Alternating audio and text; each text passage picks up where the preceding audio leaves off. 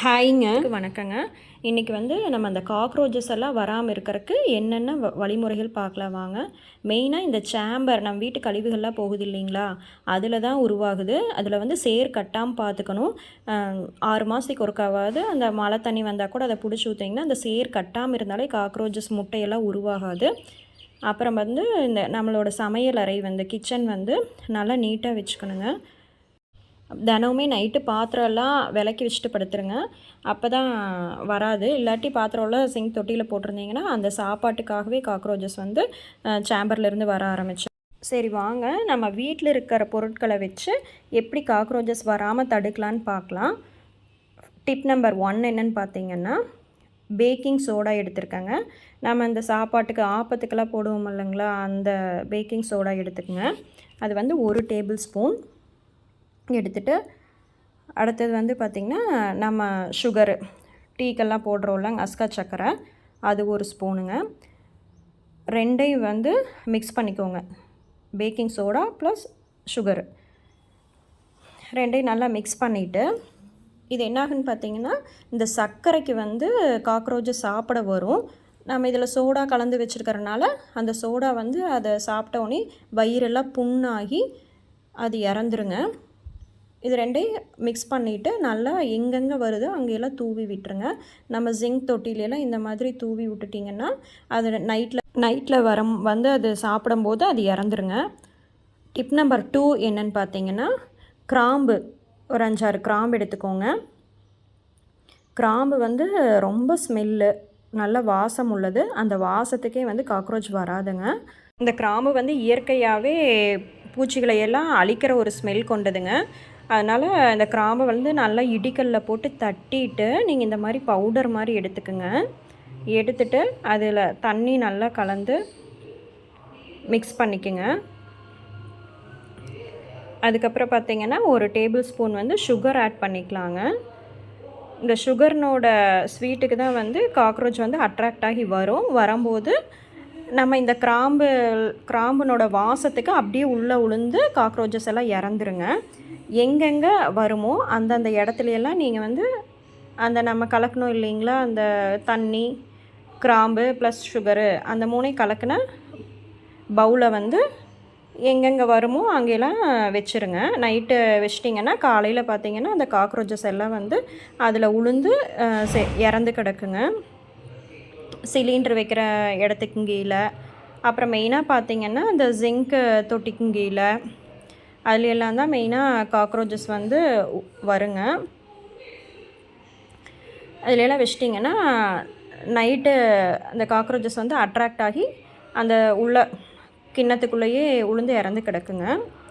Next tip பார்த்திங்கன்னா, பிரிஞ்சி leaves, நம்ம பிரியாணிக்கெல்லாம் போடுற பிரிஞ்சி இலை இருக்குது பார்த்திங்களா, அது வந்து அங்கங்கே எங்கெங்கே வருதோ அந்த பிளேஸ்லையெல்லாம் அடுப்புக்கிட்டிங்க, கிச்சனில், ஸ்டோர் ரூமில் அங்கெல்லாம் வச்சிட்டிங்கன்னா காக்ரோச்சஸ் வந்து வராதுங்க.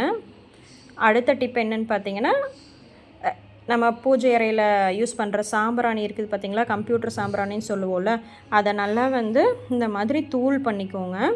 தூளாக நல்லா உடச்சி விட்டுட்டு, இந்த சாம்பிராணி வாசத்துக்கே பார்த்திங்கன்னா காக்ரோச்சஸ் எல்லாம் கிட்ட கூட வராது. அதுக்கப்புறம் பார்த்திங்கன்னா நம்ம இந்த குளிக்கிறதுக்கு யூஸ் பண்ணுவோம் இல்லைங்க ஷாம்பு, அது வந்து நீங்கள் எந்த ஷாம்பு வேணாலும் எடுத்துக்கலாம். நான் வந்து இன்றைக்கி பேண்டீன் ஷாம்பு தான் எடுத்திருக்கேங்க. நீங்கள் வந்து 1 ரூபி ஷாம்பு எது வேணாலுமே எடுத்து அந்த சாம்பிராணி தூள் கூட கலந்துக்குங்க.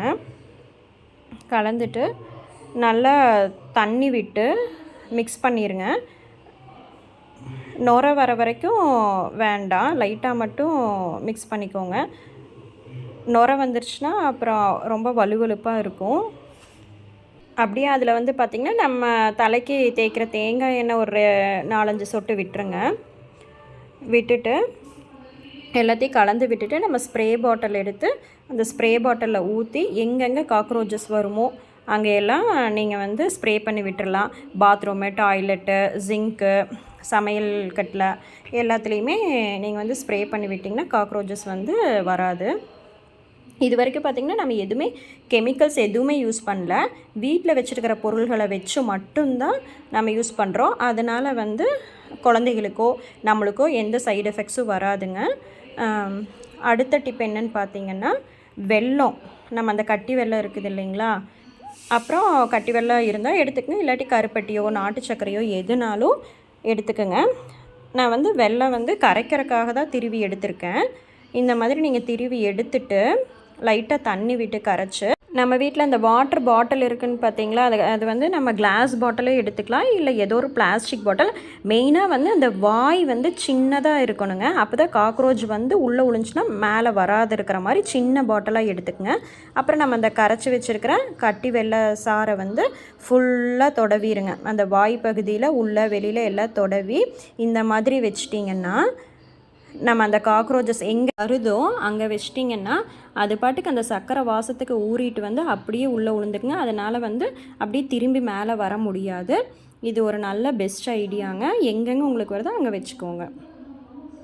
அடுத்த டிப் என்னன்னு பார்த்தீங்கன்னா, நம்ம வீட்டில் யூஸ் பண்ணுற பான்ஸ் பவுடர் இருக்குது இல்லைங்களா, அது வந்துட்டு கொஞ்சம் கொட்டிக்கோங்க. அது வந்து அந்த ஸ்மெல்லுக்கே வந்து அது வராதுங்க காக்ரோச்சஸ். அடுத்து மைதா மாவு எடுத்துக்கோங்க, இல்லாட்டி மைதா மாவு இல்லைனாலும் கோதுமை மாவு, ஏதோ ஒரு மாவு யூஸ் பண்ணிக்கோங்க. அடுத்து வந்து பேக்கிங் சோடா ஒரு ஸ்பூனுங்க. இந்த மூணையுமே போட்டு நல்லா மிக்ஸ் பண்ணிவிட்டு நம்ம வந்துட்டு சப்பாத்தி மாவு பிசைகிற மாதிரி அப்படியே பிசைஞ்சிட்டு தண்ணி கலந்து பிசைஞ்சிக்கோங்க. அடுத்து வந்து குட்டி குட்டி உருண்டையாக பால்ஸாக பிடிச்சிட்டு நம்மளுக்கு எங்கெங்கெல்லாம் காக்ரோச்சஸ் வருதோ அங்கெல்லாம் அந்த பால்ஸை வந்து வச்சுருங்க. இதுக்கு வந்து இந்த பான்ஸ் பவுட்ரு ஸ்மெல்லுக்கே அது வராதுங்க. அதையும் மீறி வந்துச்சுனாலும் அது வாய் வச்சதுன்னா அதில் வந்து பேக்கிங் சோடா நம்ம கலந்துருக்கிறனால அந்த பேக்கிங் சோடாவோடு அது சாப்பிடும்போது அதனோட வயிறுலாம் ஃபுல்லாக புண்ணாகி அது இறந்துருங்க. பாருங்கள், இந்த மாதிரி குட்டி குட்டி பால்ஸாக நம்ம எடுத்து வச்சுட்டு எங்கெங்கே வருமோ ஜன்னல்கிட்டையெல்லாம் வந்துச்சுன்னா அங்கே ஒரு பால்ஸை வச்சுருங்க. அதுக்கப்புறம் ஜிங்கில் ஒரு பால்ஸை போட்டுருங்க. அதுக்கப்புறம் நம்ம ஸ்டோர் ரூமில் எங்கெங்கே வருமோ அங்கெல்லாம் வச்சுருங்க. ஆனால் இது குழந்தைகளுக்கு எட்டாத மாதிரி வச்சுருங்க, அப்போ தான் அவங்கள எடுக்க மாட்டாங்க. ஏன்னா இதில் வந்து பேக்கிங் சோடா ஆட் பண்ணியிருக்குதுங்க.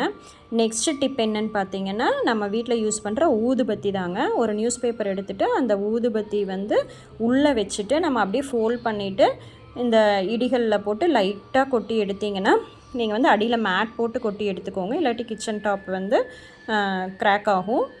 இந்த மாதிரி நம்ம வந்துட்டு கொட்டி எடுத்துட்டு எல்லாம் தூளாக வந்துடுங்க. அதில் வந்துட்டு இந்த ஊதுபத்தியும் வந்து நல்ல ஸ்மெல்லிங் ஏஜென்ட்டு தான்.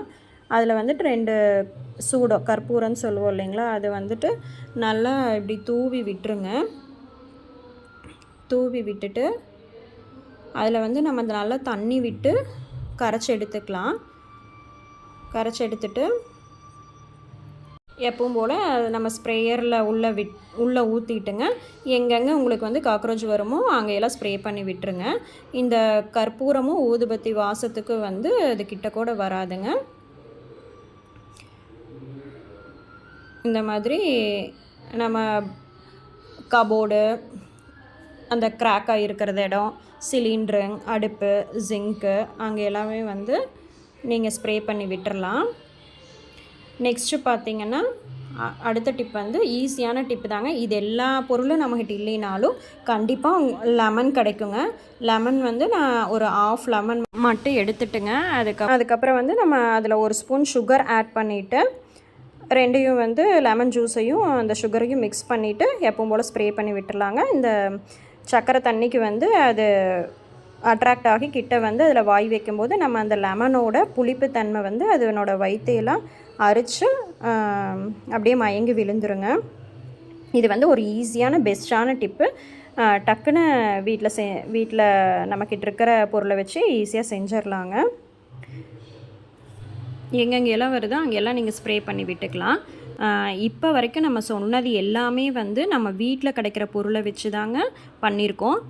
இது வந்து ஒரு பெஸ்ட்டான ஹோம் ரெமடி. நான் சொன்ன இந்த டிப்ஸ் எல்லாம் உங்களுக்கு ஏதாவது ஒரு வகையிலையாவது ஹெல்ப்ஃபுல்லாக இருக்கும்னு நம்புகிறேன். இன்னொரு இன்ட்ரெஸ்டிங் vlogல நாளை சந்திக்கலாம். Bye by.